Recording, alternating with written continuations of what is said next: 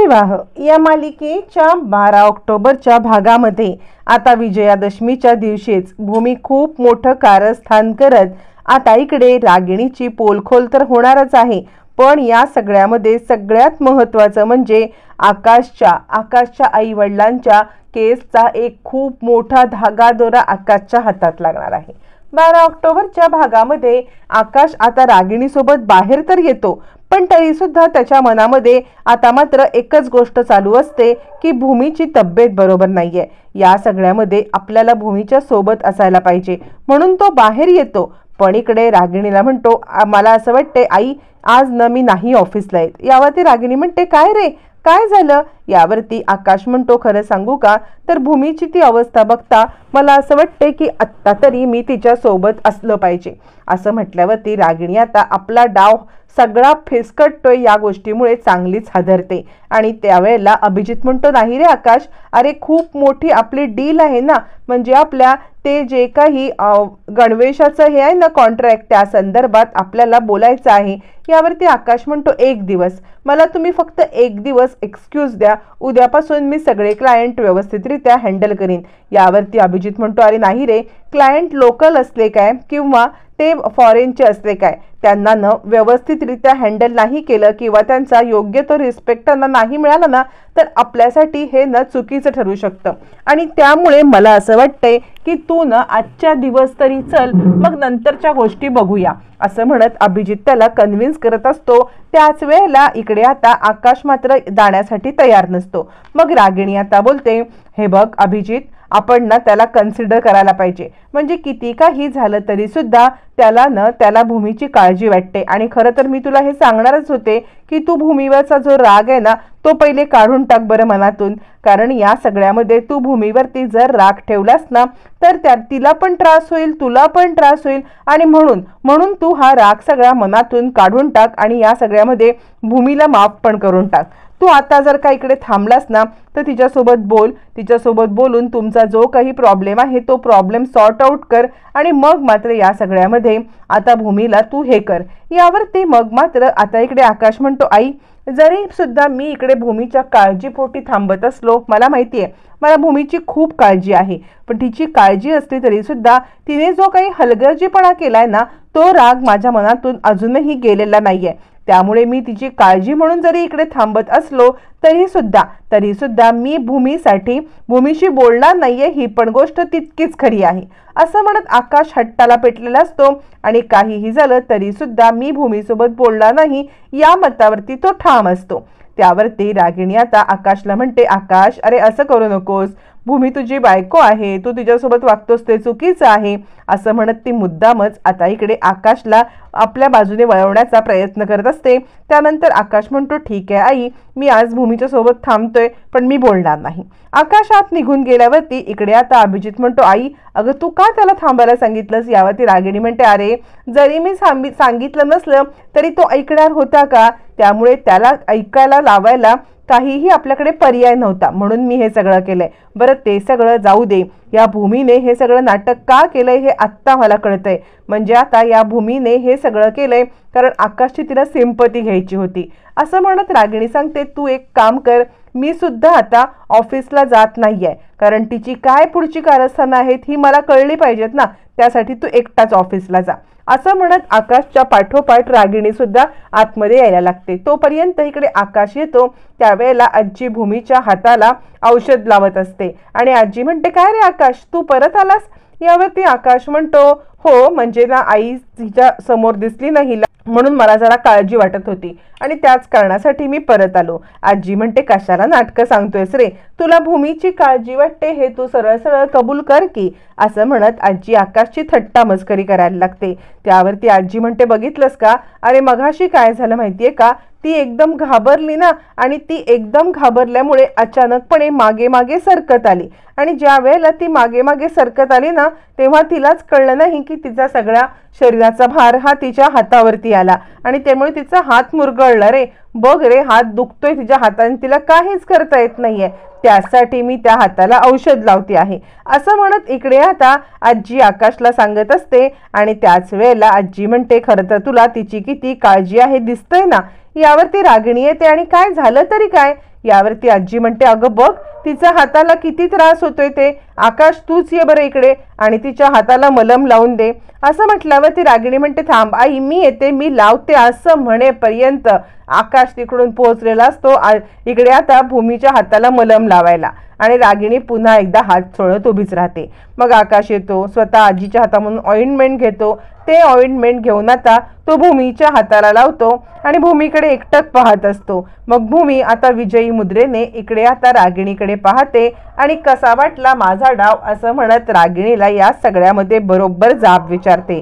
रागिणी विचार करते, ही दिसते तितकी साधी सोपी सरळ नाहीये, हिला या सगळ्यामध्ये ना मला धडा शिकवायलाच पाहिजे.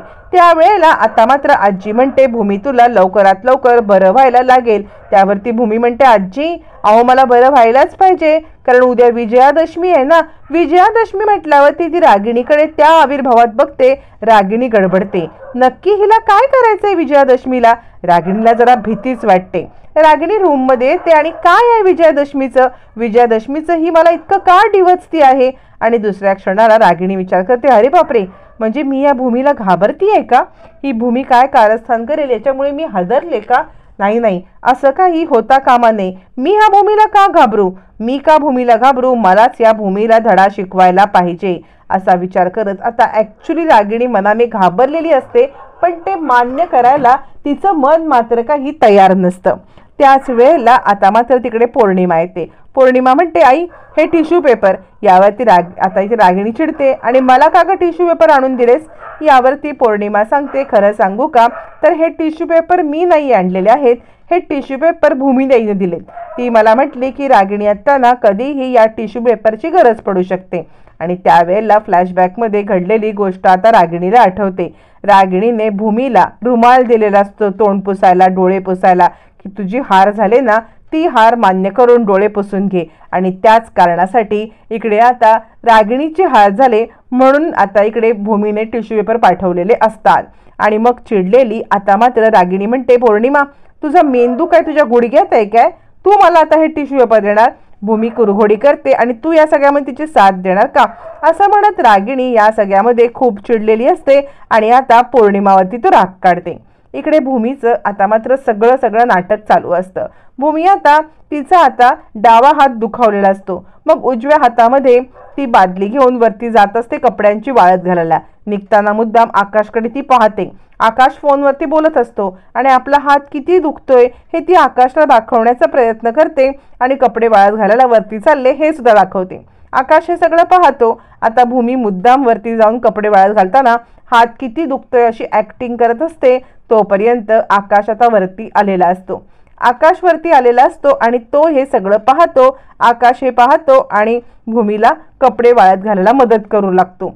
त्यावरती भूमी सांगते, आकाश मला माहिती आहे तुला माझी किती काळजी आहे ते. असं म्हणत या सगळ्यामध्ये भूमी आकाशला बरोबर पिघळवण्यामध्ये यशस्वी झालेली असते. आणि भूमी सांगते, खरंच आकाश या सगळ्यामध्ये तू माझी इतकी काळजी घेतोस ना, पण तुला माझी इतकी काळजी आहे तर तू बोल माझ्याशी, कारण ना तू माझ्याशी बोलला नाहीस तर मी नाही राहू शकत. या सगळ्यामध्ये तू माझ्याशी बोलला नाहीस तर मला खूप त्रास होतो. असं म्हणत भूमी या सगळ्यामध्ये आकाशला आता आपली बाजू समजावून सांगत असते, पण आकाश काही बोलायला तयारच नसतो. भूमी सांगते, ठीक आहे आकाश, तुला माझ्यासोबत बोलायचं नाही तर तू नको बोलूस. असं म्हणत भूमी आता सांगते, मी तशीच राहीन ना, म्हणजे आकाश माझ्याशी बोलत नाही तर ठीक आहे, मला त्रास होईल पण मी तशीच राहीन. असं म्हणत आता मात्र आकाश आणि भूमी दोघं जण कपडे वाळत घालत असतात. मग आकाश तिच्या हातातून ते कपडा घेतो आणि स्वतः कपडे वाळत घालायला लागतो. तोपर्यंत रागिणी येते आणि अच्छा, म्हणजे ह्याला आम्ही घरातलं एक साधं काम करू देत नाहीये आणि हा इथे कपडे वाळत घालतोय काय. असं म्हणत स्वतःची चिडचिड करत रागिणी खाली येते. त्यावरती पौर्णिमा म्हणते, तुम्ही कुठे गेला होतात. यावरती रागिणी म्हणते, टेरेसवरती गेले होते. टेरेसवरती या दोघांची काय नाटकं चाललेत ते मला बघायचं होतं. अगं तो आकाश घरात इकडची काडी तिकडे करत नाही, तिकडे कपडे ओले वाळत घालतोय. बघितलंस ही भूमी कशी आहे ती. मला हे करण्यासाठी भूमीने ही सगळी नाटकं केलेली आहेत. असं म्हणत रागिणी आता खूप चिडलेली असते आणि तो सगळा राग ती पौर्णिमावरती काढत असते. पौर्णिमा म्हणते, ट्रू लव्ह बर्ड आहेत बरं का ते. ते या सगळ्यामध्ये एकमेकांवरती खूप प्रेम करतात, त्यांचं प्रेम दिसून येतं ना। यावर ती रागिणी म्हणते टोंबळ्याचं प्रेम त्यांचं प्रेम 2 दिवसात नाही मी संपवलं ना तर बघ, असं म्हणत ही भूमी नाटकं करती आहे। म्हणजे भूमी आकाशसोबत सिंपती गेम खेळती आहे। कळतंय का तुला भूमीने काय केलंय? तिच्या हाताला लागलेलं नाहीये, तिला कोणीही वहिनी वगैरे दिसलेली नाहीये, पण तिने हे नाटक सुरू केले का? तर आकाशची सिंपती घेण्यासाठी। आता आपल्याकडे एकच पर्याय उरतो, ते म्हणजे भूमी नाटक करत आहे, फक्त आकाशला फसवत आहे।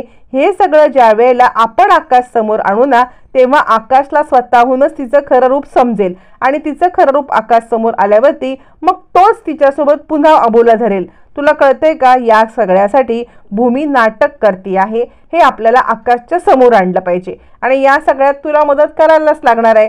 यावरती पौर्णिमा म्हणते मी काय करायचं तेवढं तुम्ही सांगा।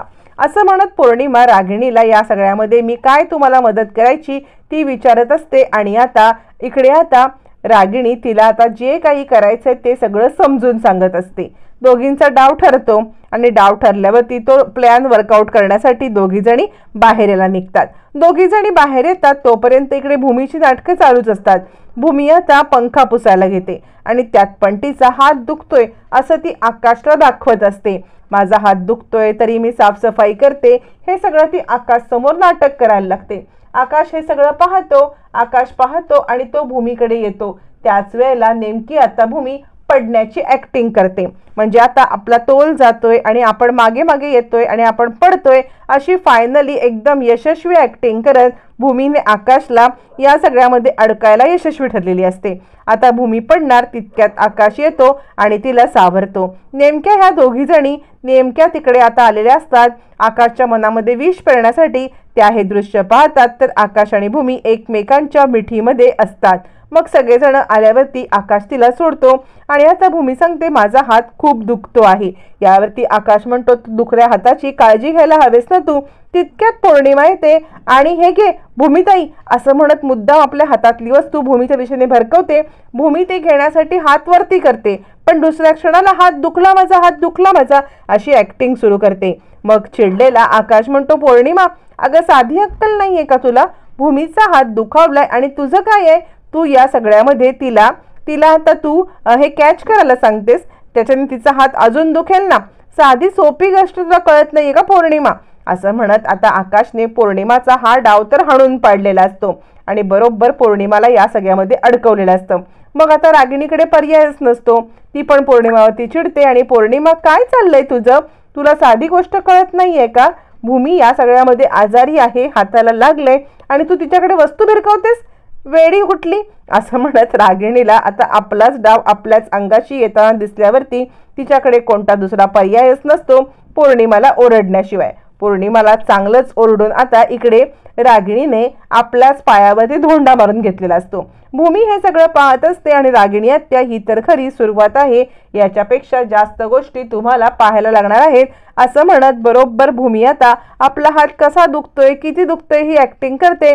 मग आकाश लगेच भूमीचा हात घेतो, त्याला ऑइंटमेंट लावतो, व्यवस्थितपणे तिची काळजी घेतो आणि रागिणीच्या समोर आता भूमी पाहत असते आणि भूमी आता रागिणीला चॅलेंज देत असते आणि आकाश उद्या तर विजयादशमी आहे, लवकरात लवकर मला बरं व्हायला पाहिजे असं म्हणत पुन्हा एकदा विजयादशमीचा ती विषय काढते आणि रागिणी पुन्हा घाबरते। नक्की विजयादशमीला हिला काय करायचंय, ही काय करणार आहे, मला तर काही कळतच नाहीये असा रागिणी विचार करत असताना भूमी विचार करते आत्या तुम्ही बघा, ज्या गोष्टीचा तुम्ही कधी विचार सुद्धा केला नसेल ती गोष्ट आता या सगळ्यामध्ये मी करणार आहे। तोपर्यंत मग मात्र आकाश खाली येतो, त्यावेळेला भूमी त्याला आलेले कागदपत्र देते आणि आकाश हादरतो। ते कागदपत्र दुसरे तिसरे कसलेही नसून ते कागदपत्र असतात आकाशच्या आई आणि वडिलांच्या अपघाताची केस जी गायकवाड सरांनी रिओपन करायला सांगितलेली असते त्या केसचे, आणि त्या केसच्या संदर्भात धागेदोरे हातात लागलेले असतात आणि तेच धागेदोरे हातामध्ये आकाशच्या लागल्यावरती आकाशला ते सत्य समजतं आणि त्याच वेळेला तिकडे रागिणी येते आणि भूमी म्हणते आकाश तू हे करू नकोसा, म्हणजे बघ ना तू फाईल केल्या या सगळ्यामध्ये जर का तुझ्या हातामध्ये हे पुरावे येत आहेत तर याच्यामध्ये काहीतरी गडबड आहे। नक्कीच तुझ्या मनाला वाटतंय तसं तुझ्या आई वडिलांचा अपघात नसून घातपात असेल तर आपल्याला या सगळ्यामध्ये शोध घ्यायलाच पाहिजे। आता विजयादशमीच्या दिवशीच खऱ्या अर्थाने या शोधाची सुरुवात होणार असते आणि भूमी सांगते झालं उद्याची विजयादशमी, मग आत्या बघा तुमचा हा डाव तुमच्याच अंगावरती मी कसा हाणून पाडते ते, असं म्हणत पूर्णपणे आता रागिणीला भूमीने ट्रॅप केलेलं असतं। नाटकावरती नाटक करत रागिणी असते, पण इकडे भूमीने एकच नाटक करत रागिणीचा असा काही खात्मा केलेला असतो किंवा तिला असं काही चितपट केलेलं असतं की या सगळ्यामध्ये रागिणी पुन्हा एकदा तोंड वरती काढायच्या लायकीचीच राहिलेली नसते।